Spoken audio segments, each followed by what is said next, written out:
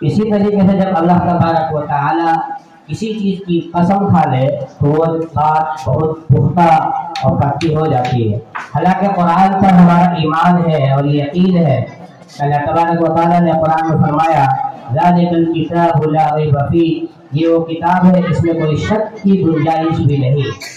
फिर भी अल्लाह तबारक व तआला दीन की बातों को जब हमारे सामने पेश करता है तो कुछ बातों की जो कसम खाता है तो इसका मतलब ये है कि ये बात बहुत पुख्ता है और ये होकर रहेगी।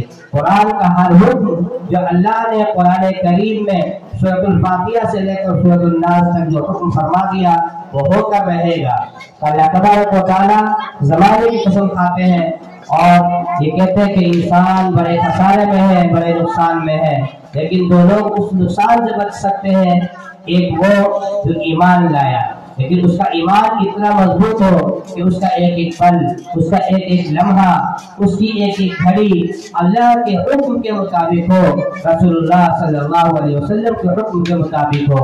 और दूसरा उसकी जिंदगी में नबी करीम सल्लल्लाहु अलैहि वसल्लम की एक एक सुन्नत हो और एक एक सुन्नत पर वो जिंदगी गुजारता हो और वअमिलुस सालिहात और ऐसे नेक काम करता हो जो अल्लाह के यहाँ काबिल कबूल हो। और नेक काम कैसे करने हैं, कौन से करने हैं? वही नेक अमाल कबूल होंगे जिसका अल्लाह ने हुक्म दिया है, जिसका रसूलुल्लाह सल्लल्लाहु अलैहि वसल्लम ने हुक्म दिया है, जिस तरीके पर सहाबा किराम रज़ियल्लाहु ताला अन्हुम अजमईन ने चल कर दिखाया। जब अल्लाह तबारक व तआला कसम खा ले कि इंसान बड़े खसारे और नुकसान में है तो ये खसारा और ये नुकसान हमारे लिए हो सकता है, लेकिन हम इससे बचें कि नेक अमाल करें और ईमान लाएं।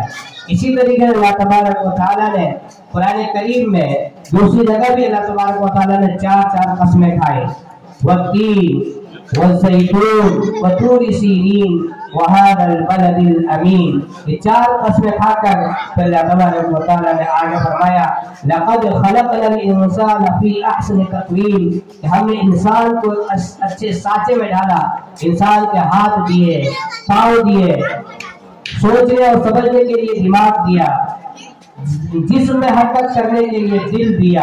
अगर जिसके दिल की हरकत बंद हो जाए, जिसकी दिमाग काम करना बंद कर दे, जिसके कान सुनने की सलाहियत खत्म कर दे, जिसकी नाक सुनने की सलाहियत खत्म कर दे, जिसकी जबान में बोलने की ताकत खत्म हो जाए, जिसके हाथों से पकड़ने की ताकत और काम करने की ताकत खत्म हो जाए और जिसके पाँव में चलने की ताकत ना हो, उससे पूछो कि अल्लाह तबारक व तआला ने जो फरमाया लक़द खलक़नल इंसाना फ़ी अहसनि तक़वीम, कि इंसान को बहुत अच्छे साँचे में डाला है, जिसकी सारी चीजें मौजूद है, सही सलामत है। तो अल्लाह तबारक व तआला आगे फरमा रहे हैं कि लक़द खलक़नल इंसाना फ़ी अहसनि तक़वीम सुम्मा रददनाहु अस्फ़ला साफ़िलीन, कि हम फिर ऐसे लोगों को जो हमारे नाफरमान हैं, हमारे हुक्म पर अमल नहीं करते हैं, हमारे प्यारे हदीस की सुन्नतों पर नहीं चलते हैं, अस्फला साफिलीन, जहन्नम के सबसे निचले तबके में उसको डाल दिया जाएगा।